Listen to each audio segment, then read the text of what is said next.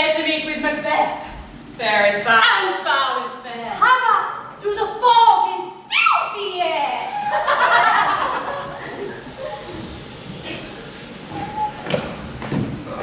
Bloody man is that? He can report his secret by his flight of the old, and you have escaped. Hail, brave friend. Say unto the Queen the knowledge of the broil as thou didst lead it. For Belfort stood as two spent swinners that do cling together and choke their heart. The merciless MacDonald, worthy to be a rebel, for to that the multiplying villainies of nature do swarm upon him. From the western isles of Cairns and Gallaglasses is supplied, and fortune on his damned quarrel smiling, showed like a rebel's heart. That all's too weak. For brave Macbeth, well he deserves that name, disdaining fortune with his brandished steel, which smote with bloody execution, like valor's minion, carved out his passage till he faced the slave, who ne'er shook hands, nor bade farewell to him, till he unseen him from the nave to the chapel, and hung his head upon our battlement.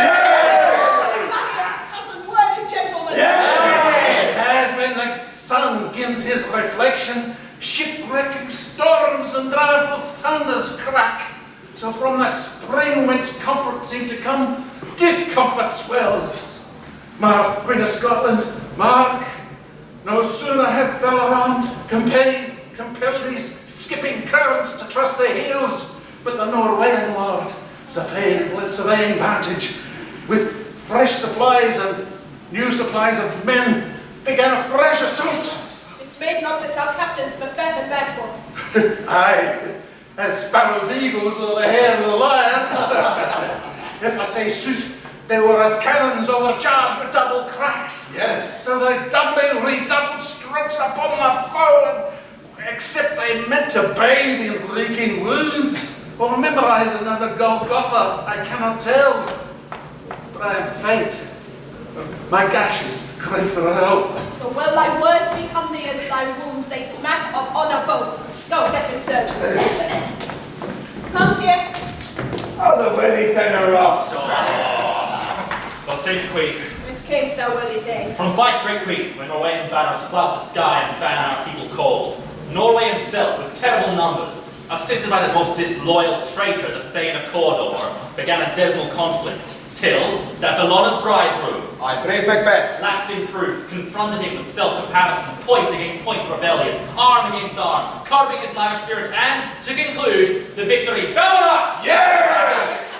Till now Sweno, the Norway's king, craves composition, nor will we deign him the burial of his mentally disbursements and columns age $10,000 to our general use! Aye! No more that Thane of Cawdor shall receive our bosom interest. Go, pronounce his present death, and, with his former title, greet Macbeth. I'll see it done. And he hath lost noble, Macbeth hath won. Aye.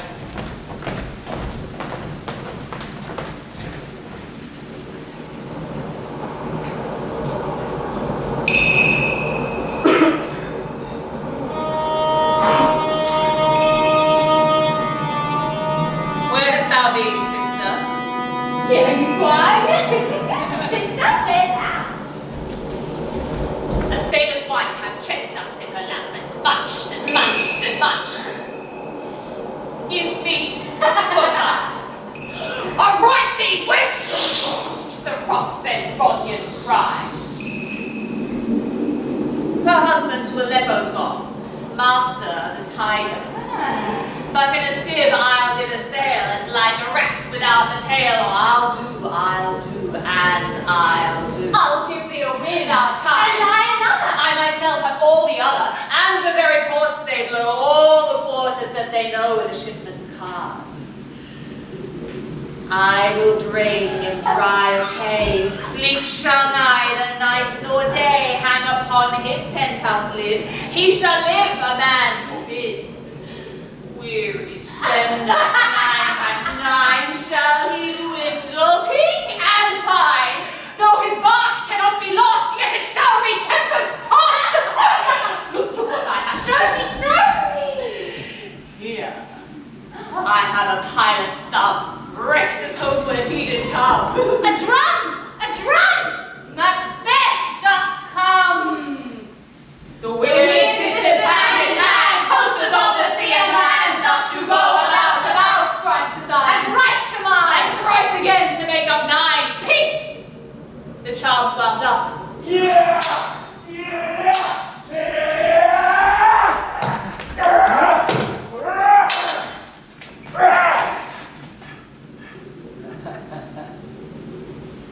Again.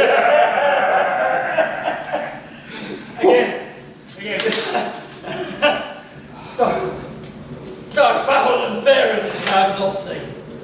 How far is called to forest? What are these?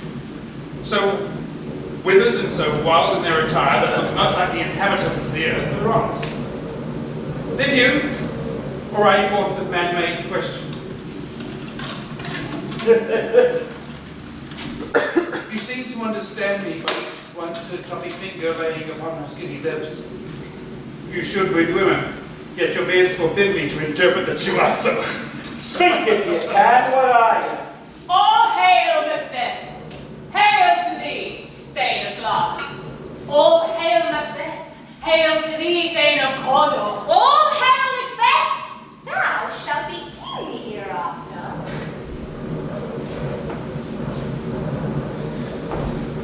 Good sir, why do you start and seem to fear things which do sound so fair? In the name of truth, are ye fantastical, or that indeed which outwardly is shown? My noble partner, you greet with present grace and great prediction of noble having and of royal hope that he seems rapt withal. To me you speak not. If you can look into the seeds of time and know which grain will grow and which will not, speak then to me, who neither beg nor fear your favours nor your hate. Hail! Hail! Hail! Lesser than Macbeth, and greater. Not so happy, yet much happier. Thou shalt get kings, though thou be none. So all hail Macbeth and Macbeth. Banquo and Macbeth! All hail! Stay, you perfect speakers. Tell me more. By Simon's death, I know I'm Thane of Glamis, how of Cawdor. Thane of Cawdor lives, prosperous gentleman, and to be king stands not within the prospect of belief, no more than to be Cawdor. Say from whence you owe this strange intelligence, or why upon this blasted heath you stop our way with such prophetic greeting. Speak, I charge you!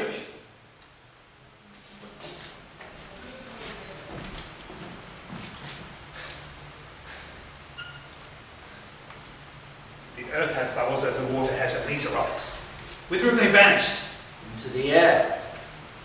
What seemed corporal melted as breath into the wind. Would they'd stayed. Were such things here as we do speak about, or have we eaten of the insane root which takes a risen prisoner? Your children shall be kings. You shall be king. And Thane of Cawdor too, went it not so. To the self-same tune and words. Who's here? A victory!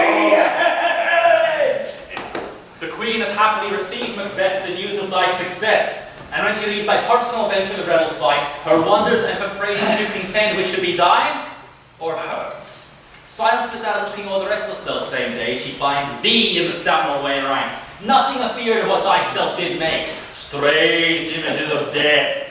As thick as hail came post with post, and every one did bear thy praises in her kingdom's great defence, and poured them down before her. We are sent to give thee from our royal mistress thanks, only to herald thee into her sight, not pay thee. And, in the earnest of greater honour, she bade me from her call thee Thane of Cawdor. In which addition, hail, most worthy Thane! Where is his thine? What, can the devil speak true? Thane Cawdor lives. Why do you dress me in borrowed robes? Who was the Thane lives yet, but under heavy judgment bears that life which he deserves to lose. Whether it was combined with those of Norway, or that like the rebel with hidden help and vantage, or that with both he laboured in his country's rack, I know not.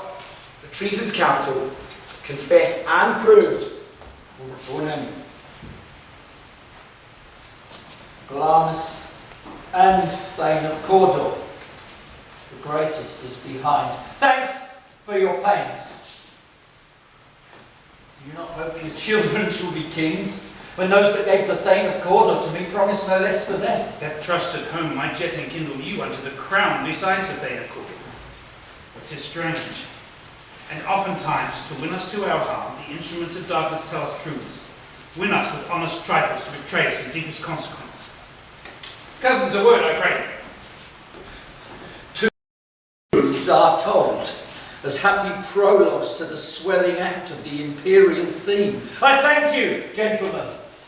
This supernatural soliciting cannot be ill, cannot be good. If it, why have it given me earnest of success, commencing in a truth? I am Thane of Cawdor.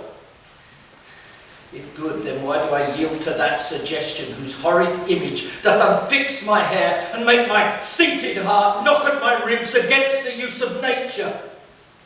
Present fears are less than horrible imaginings. My thought, whose murder yet is but fantastical, shakes so my single state of man that function is smothered in surmise, and nothing is but what is not. Look how our partner's wrapped. If chance will have me king, or chance may crown me without my stir. New honours come upon him like our strange garments, cleave not to their mould, but with the aid of use. Come what come may, time and the hour runs through the roughest day. Worthy Macbeth, you stay upon your leisure. Give me your patience. My dull brain was wrought with things forgotten. Kind gentlemen, your pains are registered where every day I turn the leaf to read them. Let us toward the Queen. Think upon what hath chanced. And at more time, the interim having weighed it, let us speak our free hearts each to other. Very gladly. Till then, enough. Come, friends!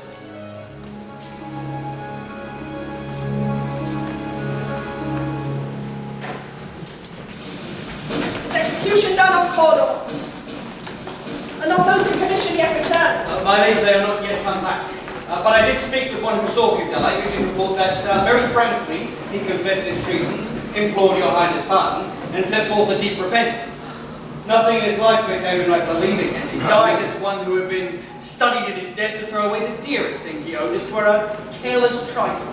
There's no art to find the mind's construction in the face. He was a gentleman on whom I built an absolute trust. And worthiest cousin, the sin of my ingratitude even now was heavy on me. Thou art so far before that swiftest wing of recompense is slow to overtake thee. Would thou hadst less deserved that the proportion both of thanks and payment might have been mine. Only I have left to say, more is thy due than more than all can pay. The service and the loyalty I owe in doing it pays itself. Your highness' part is to receive our duties, and our duties are to your throne and state, children and servants, which do but what they should by doing everything safe towards your love and honour. Welcome hither. I have begun to plant thee, and will labour to make thee full of growing. Noble Banquo, thou hast no less deserved, nor must be known no less to have done so. Let me enfold thee and hold thee to my heart. There, if I grow, the harvest is your own. My plenteous joys, wanton in fullness, seek to hide themselves in drops of sorrow. Sons, kinsmen, thanes, and you whose places are the nearest, know we will establish our estate upon our eldest Malcolm, whom we name hereafter the Prince of Cumberland, which honour must not unaccompanied invest him only, but signs of nobleness like stars shall shine on all deservers. From hence to Inverness and bind us further to you. I'll be myself the harbinger and make joyful the hearing of my wife with your approach. So humbly take my leave. My worthy Cawdor. The Prince of Cumberland. That is a step on which I must fall down, or else or leap, for in my way it lies. Stars, hide your fires. Let not light see my black and deep desires. The eye, wink at the hand. Yet let that be, which the eye fears when it is done to see. True worthy Banquo, he is full so valiant, and in his commendations I am fed. It is a banquet to me. Let's after him, whose care has gone before to bid us welcome. The fearless kinsman.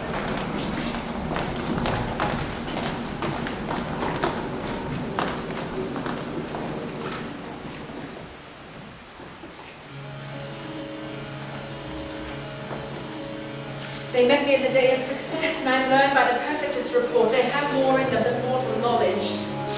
When I burned a desire to question them further, whether they made themselves air into which they vanished.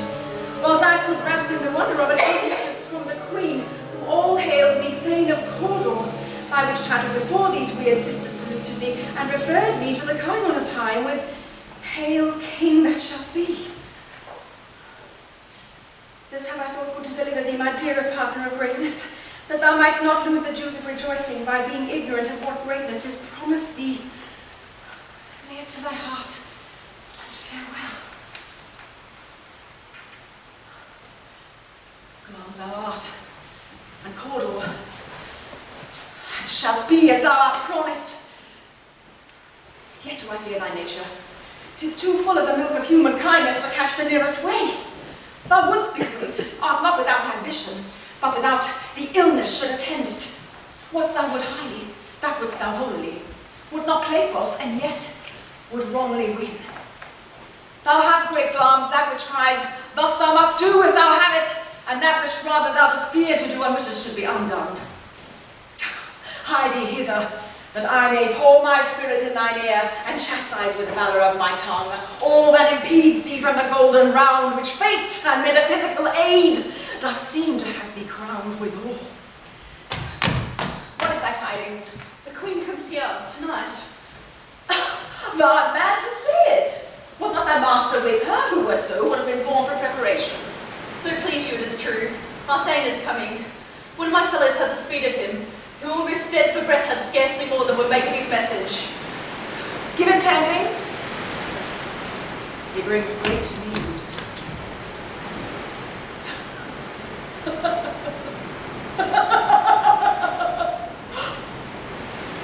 The raven himself is false, that croaks the fatal entrance of Duncan under my battlements.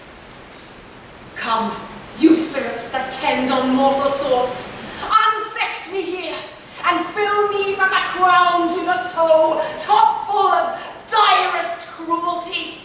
Make thick my blood. Stop up the access and passage to remorse, so that no compunctious visitings of nature shake my fell purpose, nor keep peace between the effect and it. Come to my woman's breasts and take my milk for gall, you murdering ministers, wherever in your sightless substances you wait on nature's mischief. Come, thick night, and pour thee in the dullest smoke of hell, so that my keen knife sees not the wound it makes, nor heaven peep through the blanket of the dark to cry, hold, hold.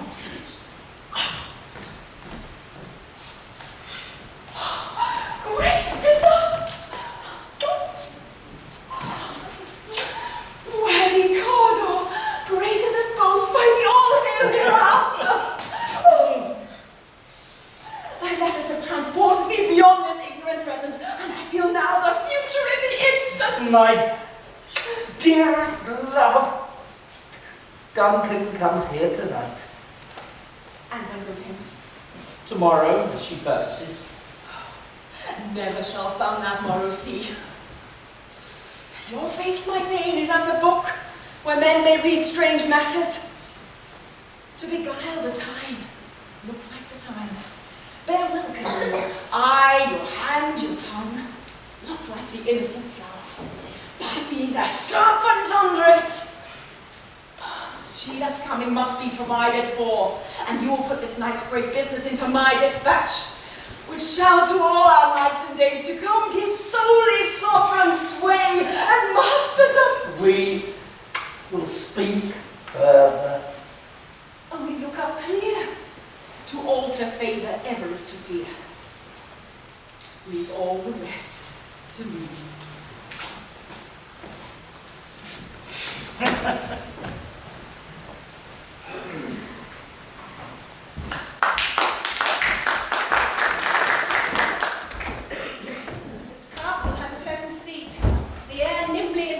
Recommends itself unto our gentle senses. This guest of summer, the temple-haunting Macbeth, has approved by his loved mansionary that the heaven's breath smells woman again. No jutty frieze buttress nor coign of vantage, but this bird hath made his pendant bed and appropriate cradle. Where their most breed and haunt, I have observed the air is delicate. See, see our honored hostess.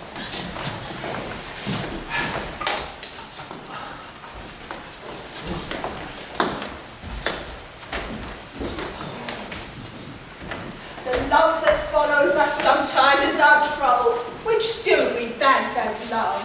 Herein I teach you how you shall bid God illness for your pains and thank us for your trouble.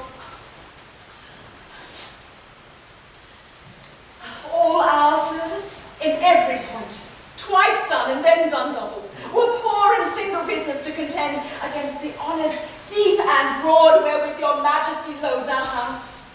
To those of old and the late dignities heaped up to them, we rest your habits. Where's the Thane of Cawdor? The costume at the heels and had a purpose to be his purveyor, but he rides well. And his great love sharpens his spur and holp him to his home before us. Fair and noble hostess, we are your guests tonight. Your servants have theirs themselves, and what is theirs in compt, to make orders at your highness's pleasure, still to return your own. Give me your hand. Conduct me to mine host. We love him highly, and shall continue our graces towards him. By your leave, hostess.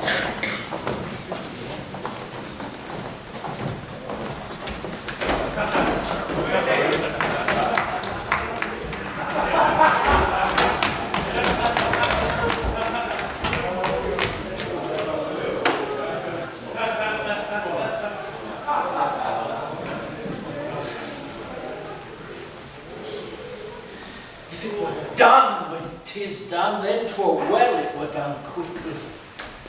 If the assassination could trammel up the consequence and catch with her surcease success, that but this blow might be the be-all and the end-all here. But here, upon this bank and shoal of time, we jump the life to come. But in these cases we still have judgment here, that we but teach bloody instruction, which being taught returns to plague the inventor. This even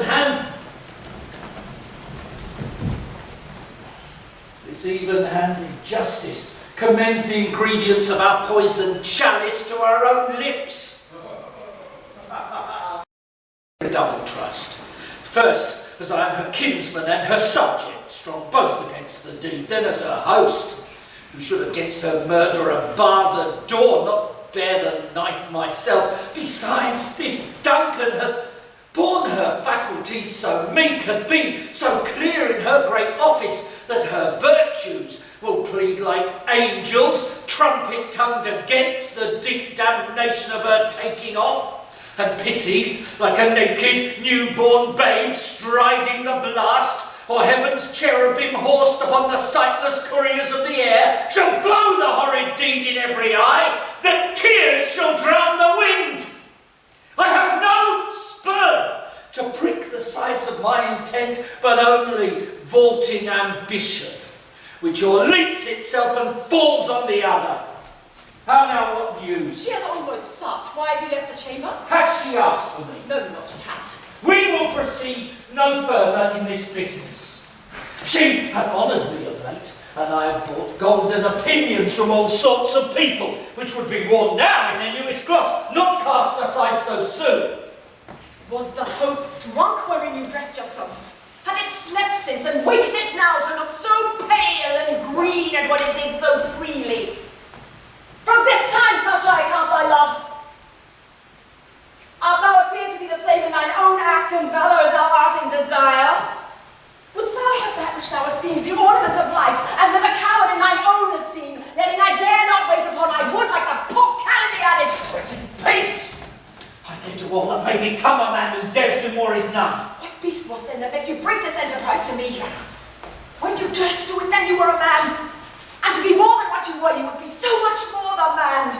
Nor time nor place did then appear, and yet you would make both. They have made themselves, and that their fitness now does unmake you. I have given suck and know how tender it is to love the babe that loves me. I would, while it was smiling in my face, have plucked my nibble from its boneless gums and dashed its brains out, had I so sworn as you were but if we should fail!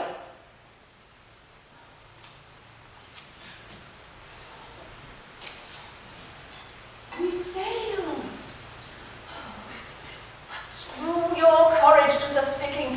will not fail. When Duncan is asleep, whereto the runner shall her hard day's journey soundly invite her. Her two chamberlains will I, with wine and wassail, so convince that memory, the water of the brain, is but a few, and a receipt of reason, a limbeck only. While in swinish sleep, their drenched natures lies in a death. What cannot you and I perform upon the unguarded Duncan? What not put upon those spongy officers who shall bear the guilt of our great quell? Bring forth men, children only, for thy undaunted metal should compose nothing but males. Oh, will it not be received, when we who have marked with blood those sleepy two of our own chamber, and used their very daggers, that they have done it? Who dares receive it up, when we shall, in our griefs, roar and clamour on her death? Settled, and bend up each corporal agent to this terrible fate. Away, and mock the time with fairest show. False face must hide what the false heart doth know.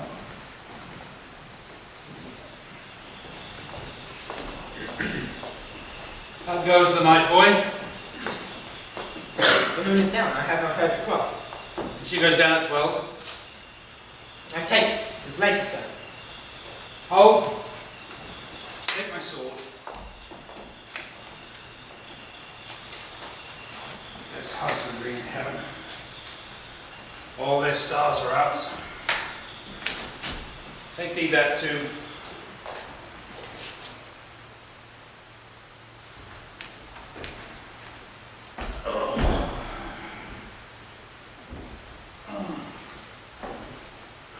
Heavy summons lies like lead upon me, and yet I will not sleep.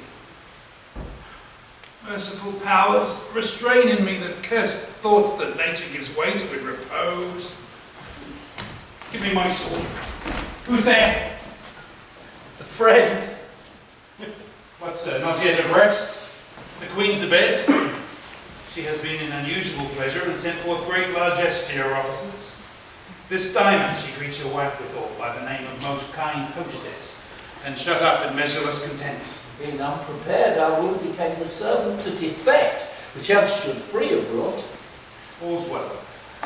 I dreamt last night of the three dear sisters. To you they have shown some truth. I think not of them. Yet if we could entreat an hour to serve, we would spend it in some words upon that business, if you could find the time. At your kindest pleasure. You shall cleave to my consent when it is. Shall make honour for you. So I lose none in seeking to augment it, but still keep my bosom franchise and allegiance clear, I shall be counselled. You repose the one.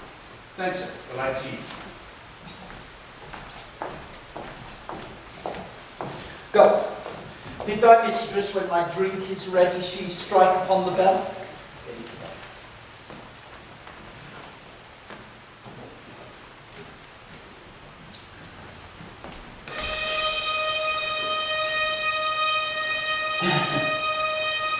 Is this a dagger which I see before me?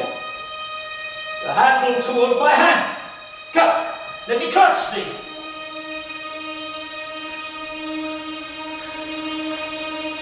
I have thee not, and yet I see thee still. Art thou not, fatal vision, sensible to feeling as to sight? Or art thou but a dagger of the mind? The false creation proceeding from the heat oppressive brain? I see thee yet, in form as palpable as this which now I draw.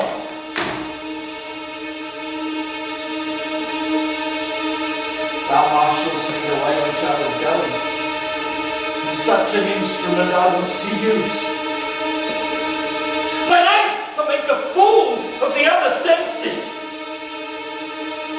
or else worth all the rest. I see thee still,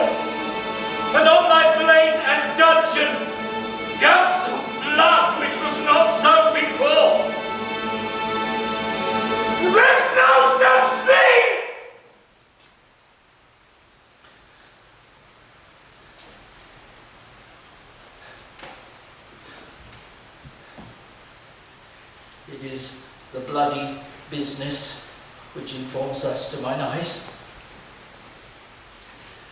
Now, for the one half world, nature seems dead, and wicked dreams abuse the curtain's sleep. Witchcraft celebrates pale Hecate's offerings, and withered murder, alarmed by his sentinel, the wolf, whose howls his watch, thus, with his stealthy pace, with Tarquin's ravishing strides, towards his design moves like a ghost. Thou sure and firm set earth, fear not my steps which way they walk, for fear thy very stones prate of my whereabouts, and take the present horror from the time, which now suits with it.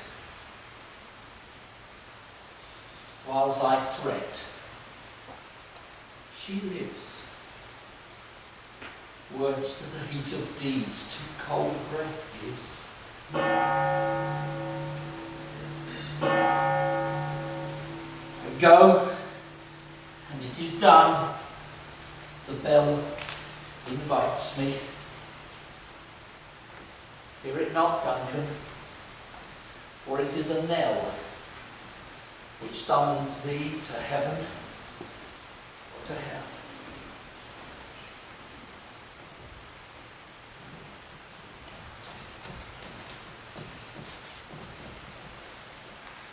That which hath made them drunk hath made me bold.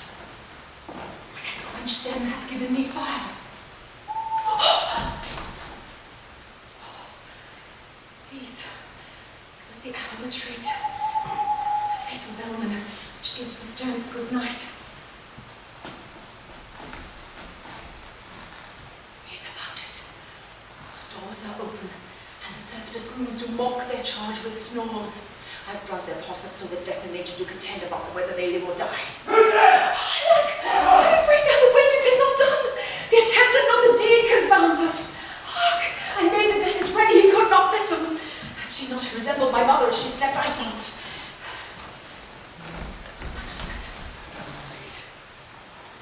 Hear a noise. An owl screamed and the crickets cried. Did not you speak? Wait. Now. Exactly the same. Why? Hark! Who was in the second chamber? Down with them. Oh, this is a sorry sight. A foolish not to see a sorry sight. There's one did laugh in his sleep, and one cried murder, that they did wake each other. I stood and heard them. But they did say their prayers and address them again to sleep. There are two lodged One together. cried, God bless us, and hangmen, the others, they had seen me with these hangmen's hands, glistening their fear. Could not say amen when they did say God bless us. Consider it not so deeply. Oh, wherefore could I not pronounce amen? I meant mostly a blessing, and amen stuck in my throat.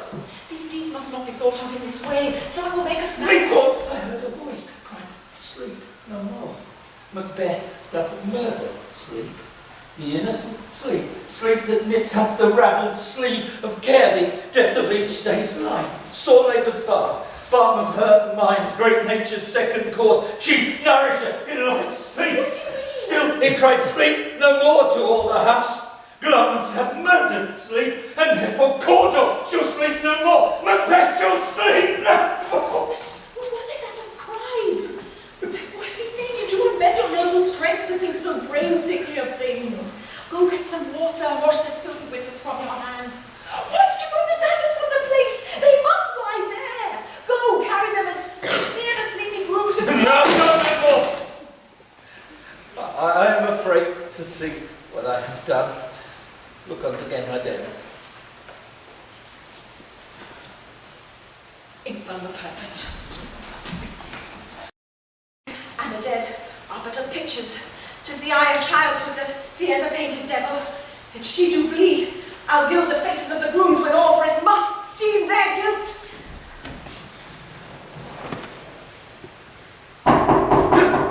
Whence is that knocking? Is it with me when every noise appalls me? Oh, what hands are here?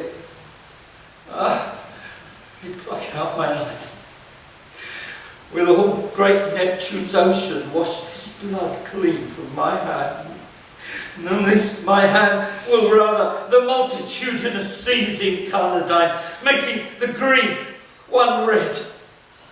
My hands are of your colour, and I shame to wear a heart so white. We're knocking at the south entry. Retire to our chamber. Our little water cleanses of this deed. How easy is it then? Your constancy hath left you unattended. Hark! More knocking. Get in your nightgown, as occasion calls, and show us you be watchers. You not lost so poorly in your thoughts. No, my deed, 'twere best not know myself. Wait, Duncan, with thy knocking! I would thou couldst.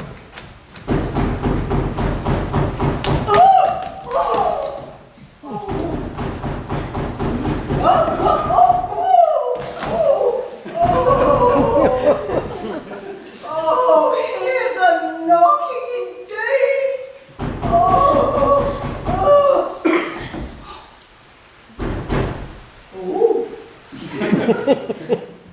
If a man were a porter of Hellgate, he should have all turning the key. Knock, knock, knock. Who's there in the name of Beelzebub? Here's a farmer who hanged himself on the expectation of plenty. Will come in time, have napkins an hour about you. Sweat thought. Knock, knock. Who's there in the other devil's name? Faith, here's an equivocator who can swear in both the scales against either scale, who committed treason enough for God's sake, but could not equivocate to heaven. Come in, equivocator. Knock, knock. Who's there? It's an English tailor, come hither for stealing out of a French hose. Ooh, come, tailor, here you may roast your goose. Oh, knock, knock, knock. Never inquired. What are you? Oh, but this place is too cold for help. Oh, devil quarter it no further. I had thought to let in some of all those professions that go the primrose way to the everlasting bonfire. Oh, anon, anon.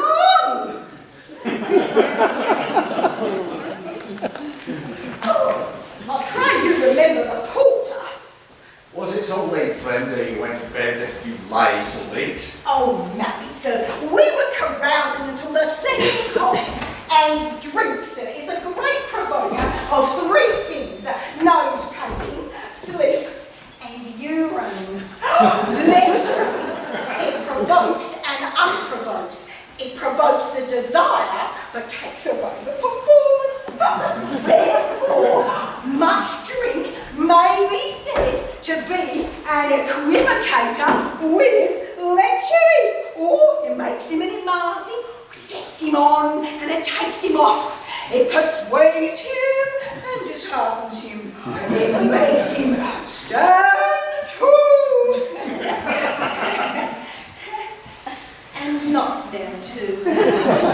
In conclusion, equivocates him into sleep and giving him the lie, leaves him. Oh, drink gave me the lie last night. That he did, sir, in the very throat of me. Oh, but I requited him for his lie, and I think being too strong for him. Although he did take me legs up sometime. Oh, but I made the shift to cast him. Is thy master stirring? I'm knocking at the door any time. Good morning, old sir. Good morning, but Is the queen stirring with anything? not yet. She did command me to call timely on her. I've almost slipped the hour. I'll bring you to her. I know this is a joyful trouble to you, but yet 'tis one. The labour we delight in, physics pain. This is the door. I'll make so bold to call, but it is my limited sense. Goes the Queen hence today? She does. She disappoints. The night has been unruly. Where we lay, our chimneys were blown down. And as they say, lamenting was heard in the air. Strange screams of death and prophesying. with accents terrible of dire combustion and confused events, you hatched a woeful time. Obscure bird clamoured the livelong night. Some say the earth was fevers, shake. It was a rough night. Now remembrance cannot parallel a fellow to it. Horror! Horror! Oh, horror! Tongue of a heart cannot conceive your name. What's the matter? Confusion hath now made his masterpiece. Most sacrilegious murder had broke up the Lord's anointed temple and stolen into life of the building. What is your say to life? Mean you, Her Majesty? Approach the chamber and destroy your sight with a new gorgon. Bid me not to speak. See, and then speak yourselves. Awake! Awake! Ring the alarm bell! Murder and treason! Banquo! Malcolm! Donald Vane! Awake! Shake off this downy sleep. Death counterfeit, and look upon death itself. Up! Up! And see the great doom's image. Banquo! Malcolm! As from your graves rise up and walk like sprites to countenance this horror. Ring the bell! What's the business that such a hideous trumpet caused to parley the sleepers of the house? Speak! Speak! Gentle lady, it is not fit to hear what I can speak of. Repetition in a woman's ear with murder as it fell. Oh, Banquo! Banquo! Our royal mistress is murdered. Whoa! Alas! What in our house? Too cruel anywhere. Here doth, I prithee, contradict thyself and say it is not so. Had I but died an hour before his chance, I'd leave the blessed time. From this moment, there's nothing serious in mortality, all is but toys. Renown and grace is dead.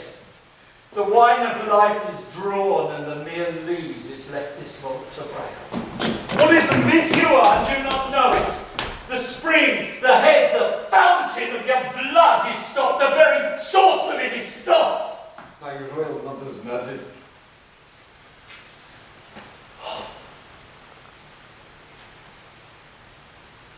By whom? Those of our chamber, as it seemed, had done it. Their hands and faces were badged with blood. So were their daggers, which unwiped were found upon their pillows.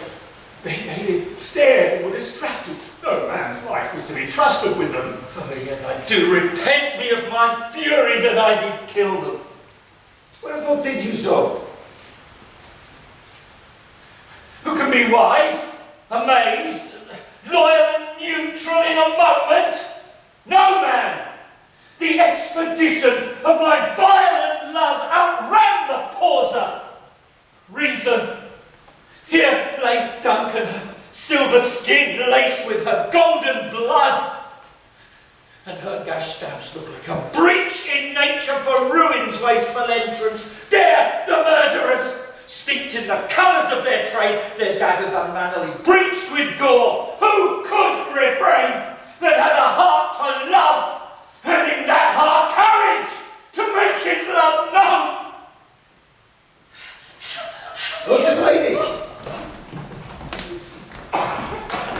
Why do we hold our tongues? The monks may claim this argument for hours. What should be spoken here, where our fate, hid in an auger may rush and seize us? Let's away. Our tears are not yet brewed, nor our strong sorrow upon the foot of motion. Look to the lady, and when we have our naked frailties hid which suffer in exposure, let us meet and question this most bloody piece of work to know it further. Fears and scruples shake us. In the great hand of God I stand. Thence against the undivulged pretense I fight a treasonous malice. So do I. So all. Let's briefly put on manly readiness. Meet in the hall together. Well contented.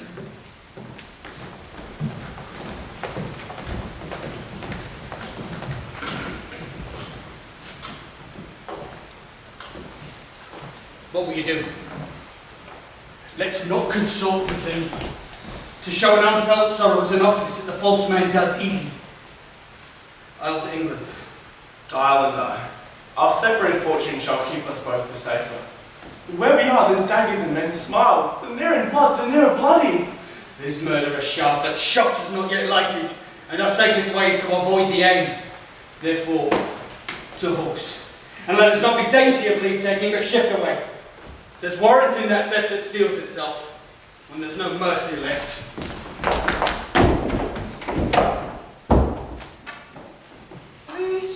70 years and 10 do I remember well, and in the volume of that time have I seen hours dreadful and things strange. But this sore night hath trifled former knowing. Aye, good mother. Thou seest the heavens as troubled with man's act threaten his bloody stage. By the clock 'tis day, and yet dark night strangles the travelling lamp. Is the night predominant till the day's shame that darkness does the face of earth in tomb when living light should kiss it? It is unnatural, even like the deed that's done. Aye.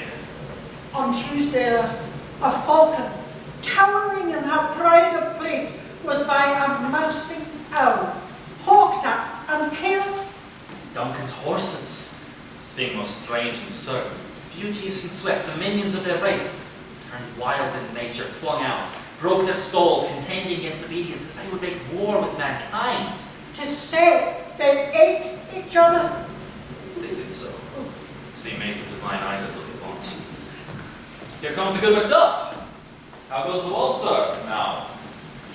Right. Can you no see? Is it known as done this mortal bloody deed? Those that Macbeth has slain. Last day, what good did they pretend? They were suborned. Malcolm and Dolphin, the Queen's 2 sons, have stolen away and fled, which puts upon them suspicion of the deed. Against nature still. Breathless ambition that would raven up thine own life's means. Then, 'tis most likely sovereignty will fall upon Macbeth. He is already named. Macduff gone to be invested. Where is Duncan's body? Carried to Conkill. Storehouse of our ancestors and guardian of their bones.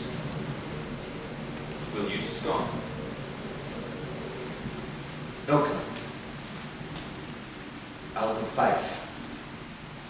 Well, I will live. Well, you see things well done there. You, lest our old roofs seem easier than our new.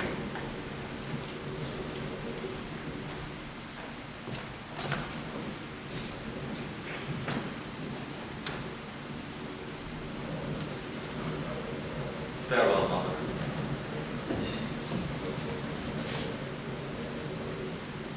May God's benison go with you, and with those that would make good of bad, and friends of foes.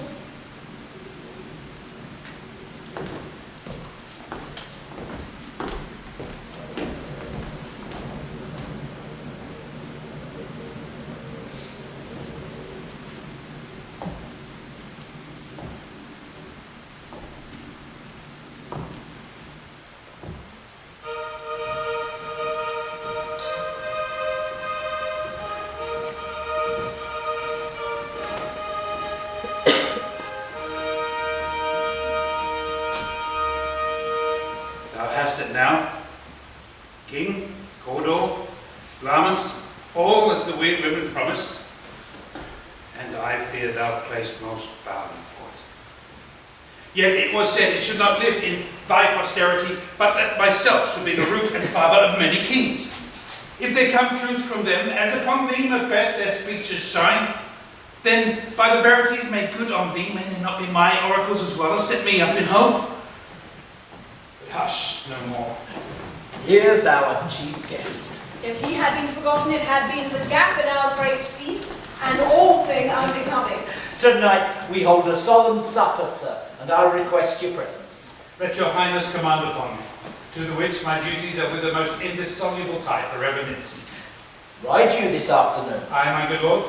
We might have else desired your good advice, which still have been both grave and prosperous in this day's council, but we'll take it tomorrow. Is far you right? As far, my lord, as will fill up the time twixt this and supper. Go not my horse the better, I must become a borrower of the night for a dark hour or two. Fail not our feast. My lord, I will not. We are here Our bloody cousins are bestowed in England and in Ireland, not confessing their cruel parricide, filling their hearers with strange invention, but of that tomorrow, when therewithal we shall have affairs of state touching us jointly. Where's Clarence with you? I am a good lord, time does call upon us. I wish your horses swift and sure of foot, and so I do commend you to their backs. Farewell. Let every man be master of his time till 7 at night. To make society the sweeter welcome, we will keep ourselves till supper time alone.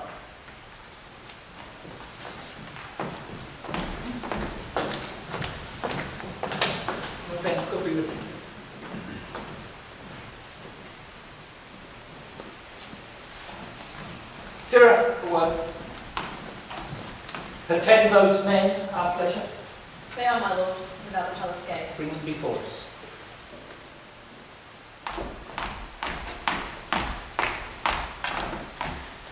To be thus is nothing, but to be safely thus. Our fears in Banquo stick deep, and in his royalty of nature reigns that which would be feared. 'Tis much he dares, and to that dauntless temper of his mind he hath a wisdom that doth guide his valour to act in safety.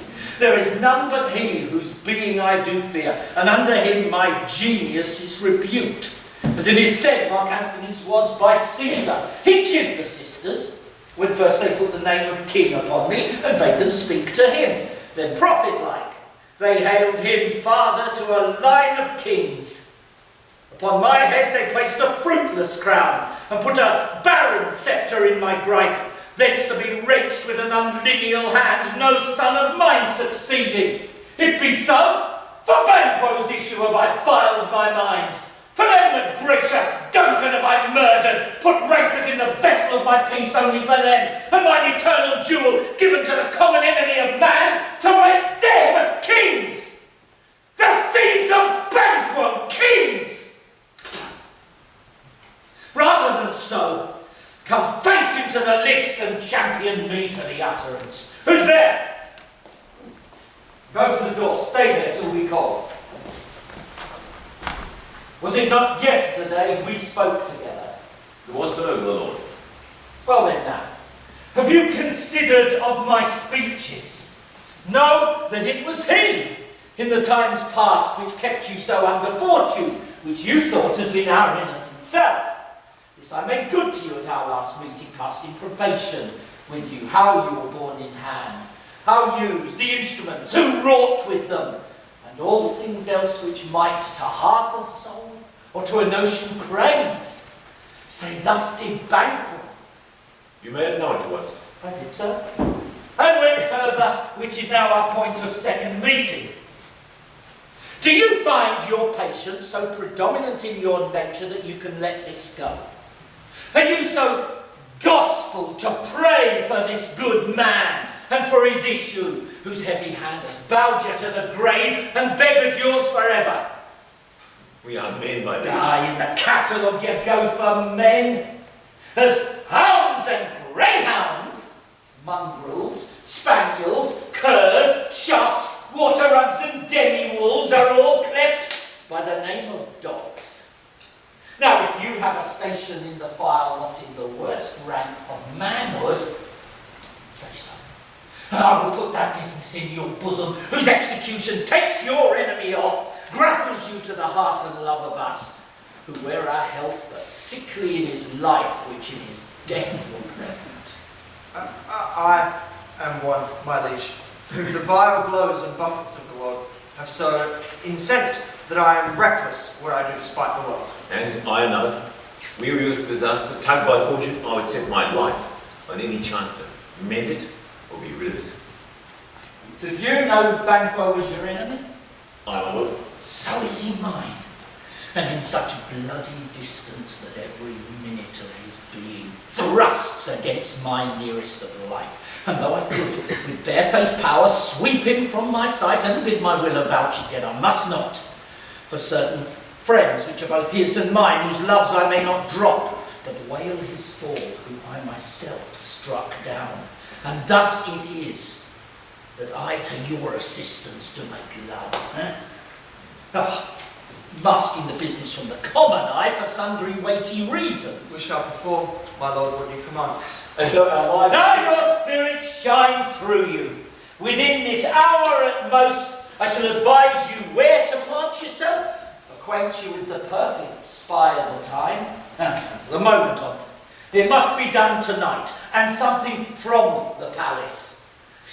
Always thought that I require a clearness, and with him, no rubs nor botches in the work. Flames his son, which keeps him company, whose absence is no less material to me than is his father's. Must embrace the fate of that dark hour. Resolve yourselves apart, I'll come to you anon. My lord, we are resolved. Well, I'll call upon you straight, abide within.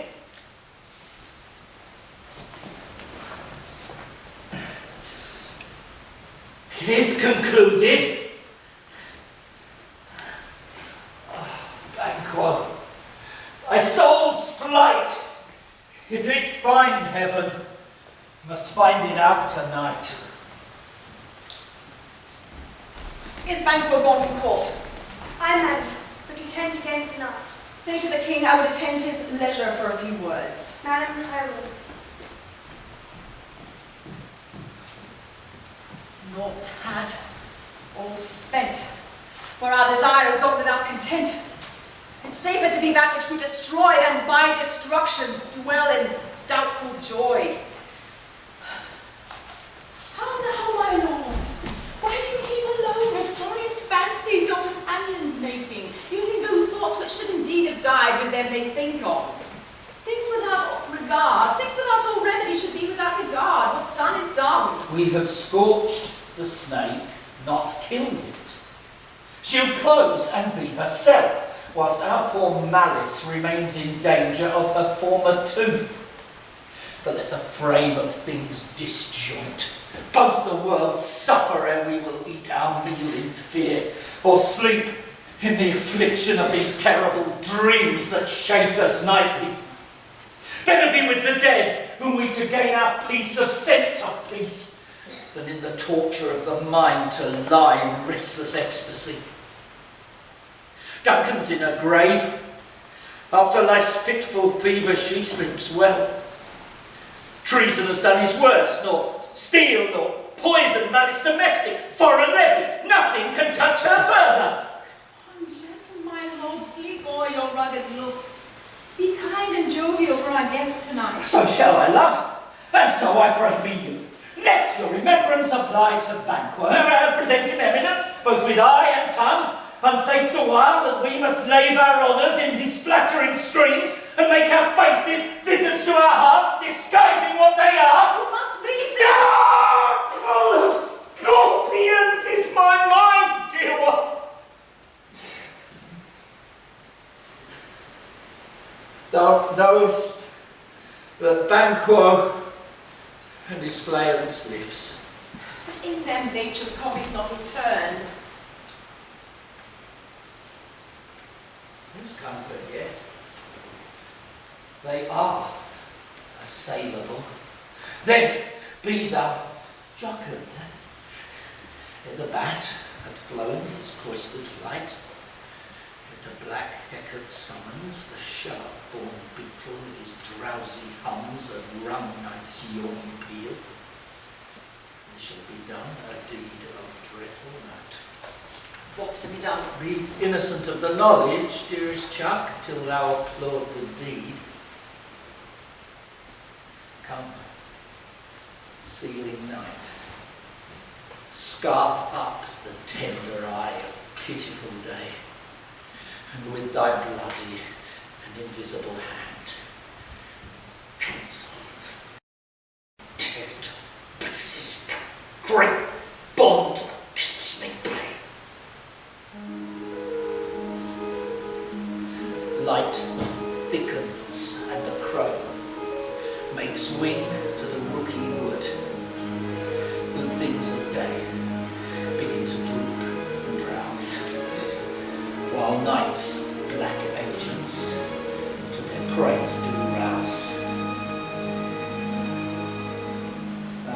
than my words. But hold thee still. Things bad begun make strong themselves by ill. So prithee, go with me.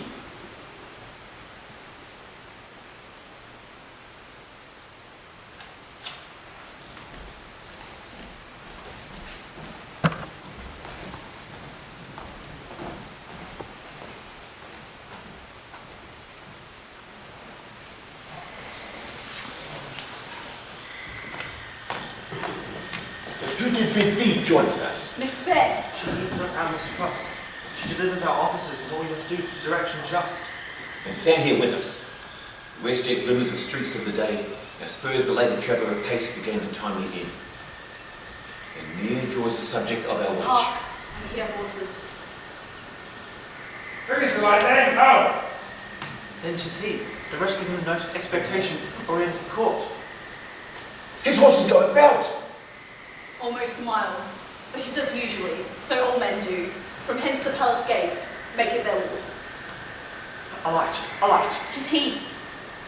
Stay true.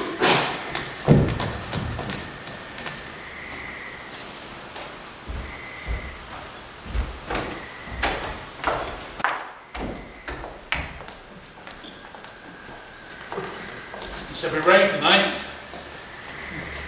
Let it come down! Fly, Macbeth, fly! Down this! Who did strike out the light? What's not the way? But one down the sun has fled. We've lost the best half of our fare. Ah! Well, let's away then. Tell them what is done.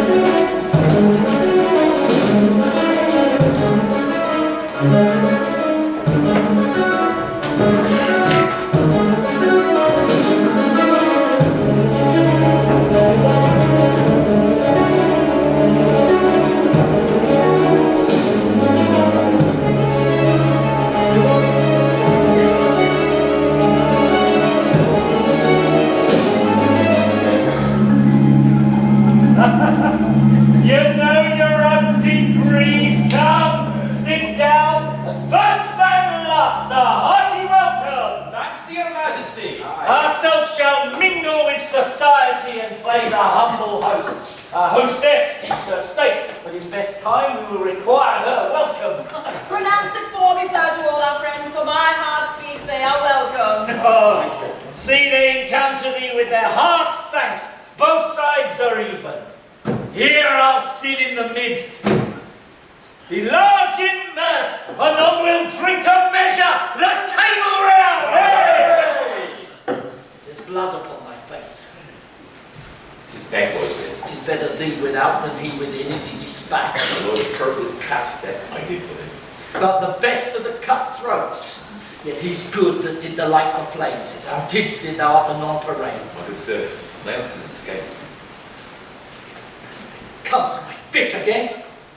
I'd else been perfect, whole as the marble, founded as the rock, as broad and general as the casing ever. Now, uncabined, cribbed, confined, bound into saucy doubts and fears. But Banquo, safe? I know, safe and a ditchy fight of 20 tragic gashes to his head, each one a death to nature. Thanks for that. There the grown serpent lies. The worm that's fled, and nature that in time will venom breed. No tint for the present. Get ye gone, tomorrow we'll hear ourselves again. My royal lord, you do not give the cheer. The feast is sold, that is not often vouched. While 'tis a making, 'tis given with welcome. To feed were best at home. From thence the source to meet is ceremony. Meeting were bare without it. Sweet remembrance, sir! Now good digestion, weight on appetite, and health on both! Good health. May it please your highness, sit. Here had we now our country's honour-roofed, with a graced person of our Banquo present, whom may I rather challenge for unkindness than pity for mischance. His absence, sir, lays blame upon his promise. Please, your highness, to grace us with your royal company. Tables for me. Is the place reserved, sir? What? Here, sir. What good news, your majesty? Which of you've done this? Oh, my lord. How canst not say I did it? For never shake thy glory locks at me! Gentlemen, rise. His highness is not well. Sit, good friends. My lord is often thus and hath been from his youth. Pray you keep seat. The fit is momentary. Upon a thought he shall get me well. If much you note him, you shall affect him and extend his passion. Feed and regard him not. Are you a man? I am the bold one, the death look on that which might appall the devil. Oh, proper stuff. This is the very painting of your fear. This is the airborne dagger which you sent there to Duncan. All these balls and stars, impostors to true fear, would well become a woman's story at a fireside authorized by your granddad. Oh, shame itself! Why do you make such faces? When all's done, you look but on a stool. Really, see there! Behold, Lord, look, how say you? What more care I, if thou canst not speak to? If charnel houses and our graves must send those that we bury back, how monument shall be the more surprised? That's unmanned folly.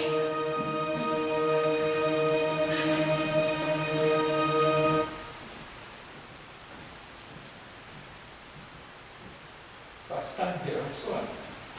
Fie for shame. The blood had been shed ere now, ere the olden time.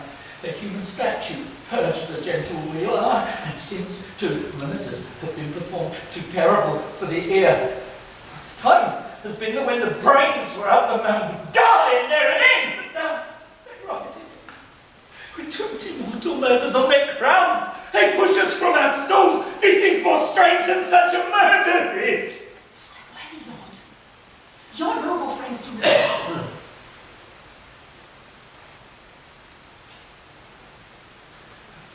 I do forget.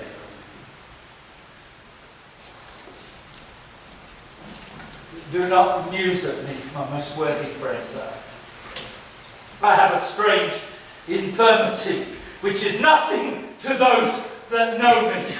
Come, love and health to all. Then I'll sit down. Give me some wine. Then fall.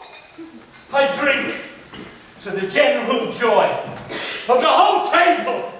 Health to her dear friend Banquo, whom we miss, would he were here. To all and him we thirst, and all to all. Jesus and the plague. Let the earth hide thee. Thy bones are marrowless, thy blood is cold. Thou hast no speculation in those eyes which others glare. Think of this, good friends, as a thing of custom, 'tis no other. Only it spoils the pleasure of the time. What man dare I dare? Approach thou like the rugged Russian bear, the armor rhinoceros of the heart of time. Take any shape but that, my firm nerves will never tremble. Will be alive again. Dare me to the desert with thy sword. If trembling I am having them protesting the pain me here and here. Sorrowful shadow, unreal mockery.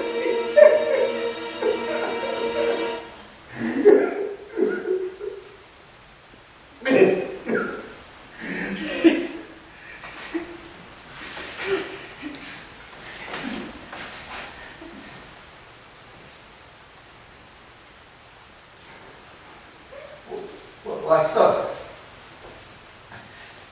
Being gone, I am a man again. You have Useless still.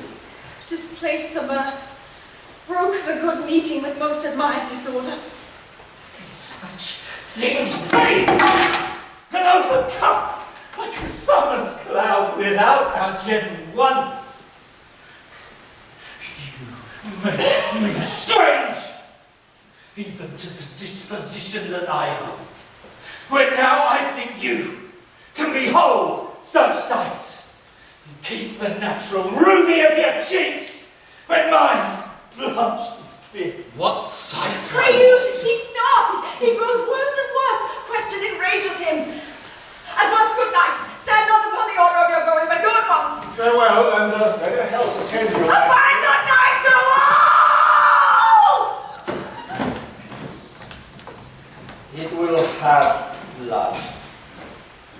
They say blood will have blood. Stones have been known to move, trees to speak, augurs and understood relations have by magpies, choughs, rooks, brought forth the secrets, man of blood.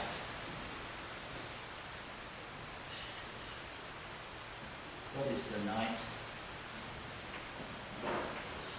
Almost at odds with morning. Which is which? How sayest thou that Macbeth denies his person by great bidding? Did you send him, sir? Here, by the way. But I will send. Oh, there's not a one of them, but in his house I keep a servant feed. I will tomorrow. And betimes I will to the weird sisters. More shall I speak. For now I am bent to know by the worst means the worst. For mine own good, all causes must give way. I'm in blood. Stepped in so far. Should I wade no more? Return were as tedious as go on. Strange things have I in head. The will to hand must be acted. There they may stand. You lack the season of all nature's sleep. Come, go to sleep. My strange and self-abuse is the initiate fear that wants hard use. Oh, we are yet but young indeed.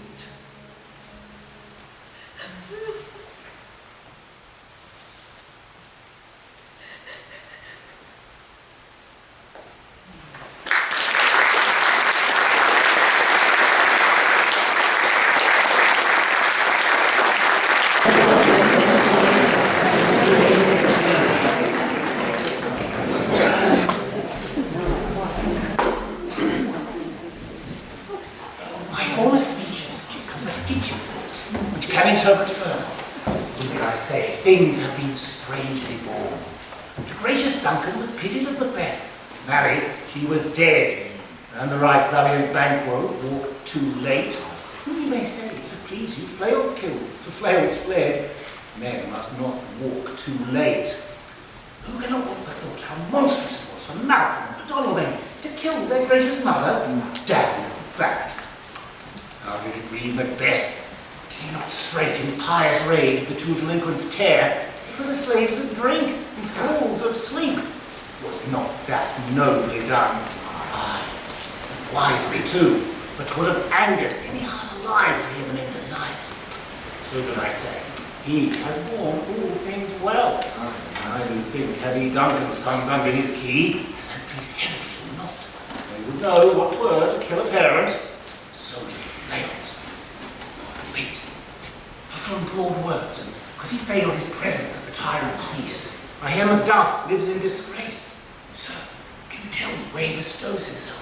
The son of Duncan lives in the English court, and is received with the most pious air with such grace, that in levelings of fortune nothing takes from his high respect. Thither Macduff has gone to pray the Lord King upon his aid, to wake Northumberland and warlike seaward, and with the help of them, and him above to ratify the works, we may again beg to our tables meet, sleep to our nights, free from our feasts and banquets, bloody names. Do faithful homage and receive free honours, all which we pine for now. This report has so exasperated Macbeth that he does prepare for some intent of war. Was sent here with Macduff? He did, and with an absolute sub, not I. cloud messenger turns me back and hums as who should say, you'll rue the time and clogs me with this answer. Oh, and that may well advise him to a caution, to hold what distance his wisdom can provide. Oh, some holy angel fly to the court of England, unfurl his message ere he come, that a swift blessing may soon return to this our suffering country, under a hand accursed. I'll send my prayers with him.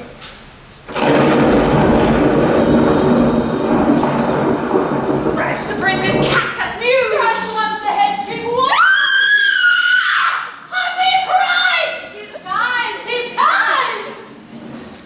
Round about the cauldron go, in the poison interest told has out the cold stone. Days and nights has 31, swelter venom, sleeping got, boiled out first in the charmed pot.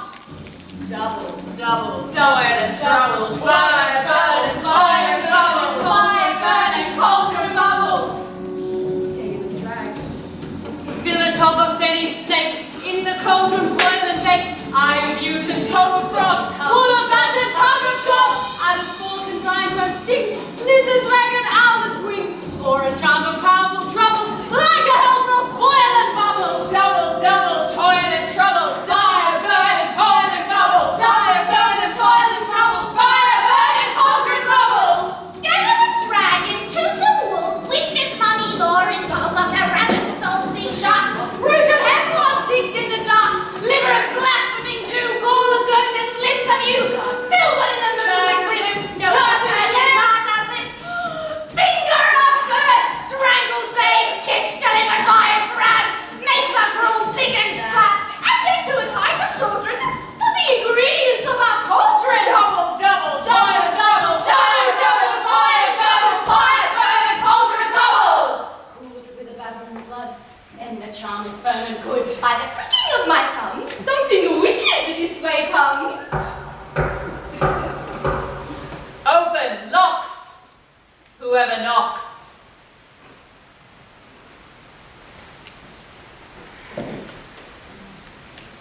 How now, secret black and midnight hags. What is you do? A name. I conjure you by that which you profess. Howe'er you come to know it, answer me.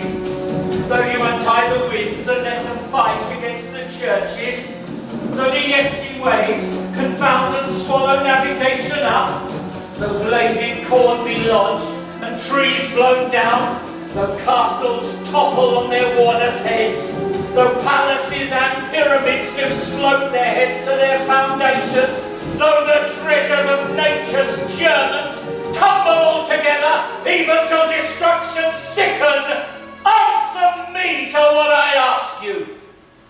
Speak, demand. Will answer. Say, if thou'dst rather hear it from our mouths, or from our masters. Come, let me see it. Pouring soul's blood that hath eaten her 9 farrow grease that sweated from the burn was given throw into the flame. Come high or low, thyself and office deftly show.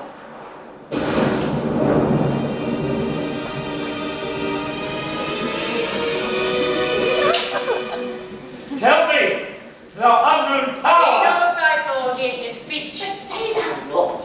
Macbeth, Macbeth, Macbeth. Beware Macduff.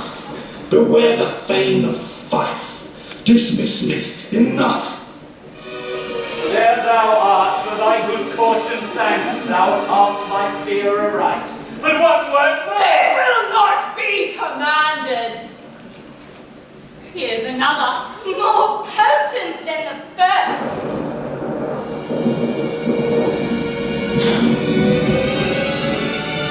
Macbeth, Macbeth, Macbeth. Had I 3 years, I'd hear thee. Be blunt, bold, and resolute.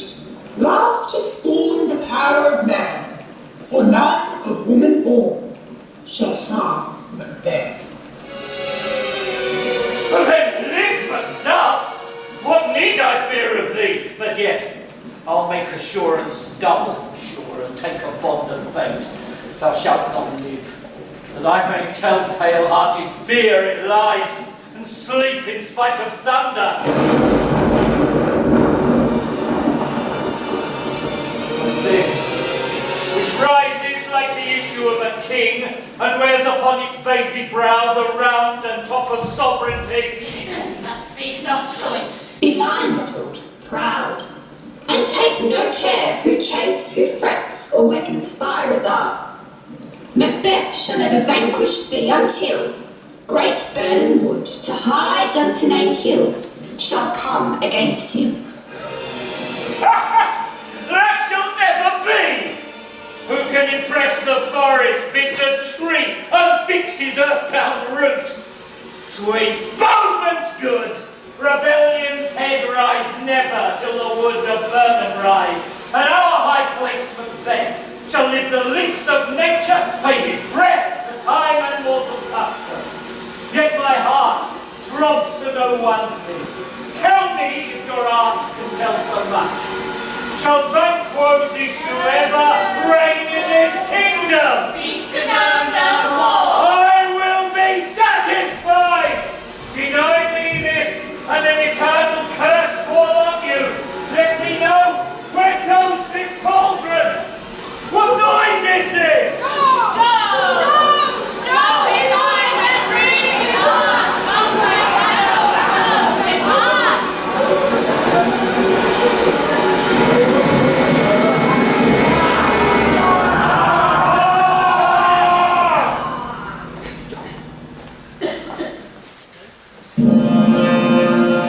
Thou art too like the spirit of Banquo.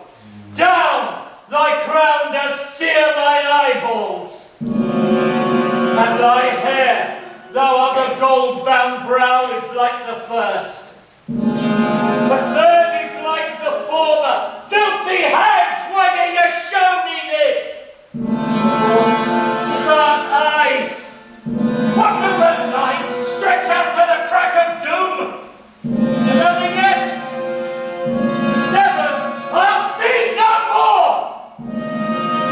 And now the 8th appears, that bears a glass, which shows me many more. And some I see the twofold balls and treble sceptres carry. Horrible sight! For the blood-bolted Banquo smiles upon me and points at them by his.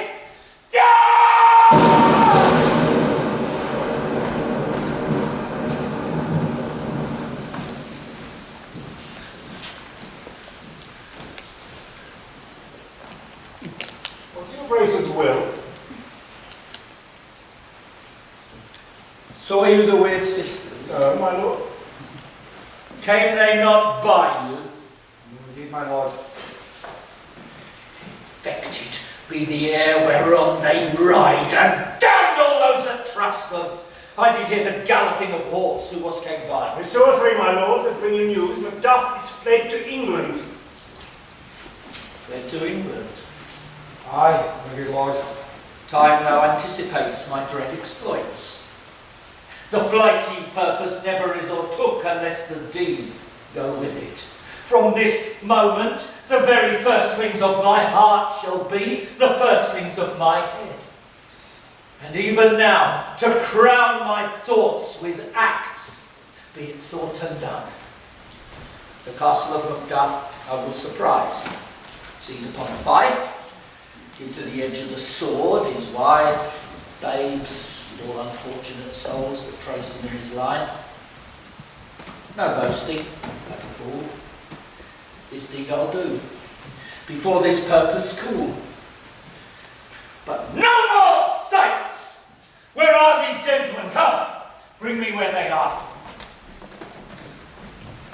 What had he done to make him fly the land? You must have patience, madam. He had none. His flight was madness. When our actions do not, our fears do make us traitors. You know not whether it was his wisdom or his fear. Wisdom? To leave his wife, to leave his babes, his mansion and his titles in a place from whence himself does fly?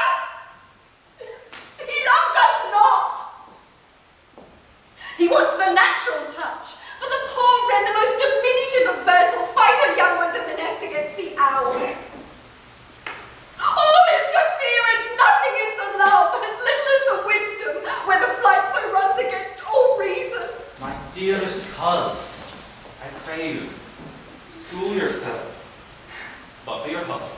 He's noble, wise, judicious, and best knows the fits of the seas. I dare not say it. But cruel are the times when we are traitors and do not know ourselves. When we hold rumour from what we fear, yet know not what we fear, but float on a wild and violent sea which way we move. I take my leave. It will not be long, but I'm here again. Things at their worst will cease, or else climb upward to what they were before. My pretty cousin. Blessings upon you. Fathered he is, and yet he's fatherless. I take my leave at once. I am so much a fool that were I to stay longer, it would be my disgrace and your discomfort. Farewell. Sarah, your father is dead. And what will you do now? How will you live? As birds do, Mother. What, with worms and flies? And what I get, I mean, and so do they. Poor bird. Thou'dst never fear the net nor line, the pitfall nor the gin. Why should I, Mother? Poor birds, they're not sent for. My father's not dead, for all you're saying. Yes, he is dead. How wilt thou do for a father? Nay, how will you do for a husband? Why, I can buy me 20 at any market. Then you're going to have to sell again. Thou speaks with all thy wit, and yet in faith with wit enough for thee. Was my father a traitor, Mother? Aye, that he was. What is a traitor? Why, one that swears and lies. We all traitors that do so. Everyone that does so is a traitor and must be hanged. Must they all be hanged that swear and lie? Everyone. Who must hang them? Why, the honest men. The lies and swears are fools. With their lies and swears have to beat the honest men and have them hanged. Now God help me, poor monkey. Oh, but how will thou do with your father? If he were dead, you'd weep for him. If he were not, there were good signs to quickly have a new father. Poor prattler, how thou talkst. Bless you, fair dame, I am not to you known, though in your state of honour I am perfect. I doubt some danger must approach you nearly. If you take a holy man's advice, be not found here. Hence with your little ones! If I find you thus, methinks I am too savage to do worse to you or fell cruelty, which is to deny your person. Heaven preserve me. I dare abide no longer. Whither should I fly? I've done no harm. But I remember now I'm in this earthly world, where to do harm is often laudable. Sometime accounted dangerous folly. Why then, alas, do I put up that womanly defence to say I have done no harm? What are these faces? Where is your husband? I hope in no place so unsanctified for such as thou mayst find it. He's a traitor! Thou liar! Thou shite-haired villain! What? You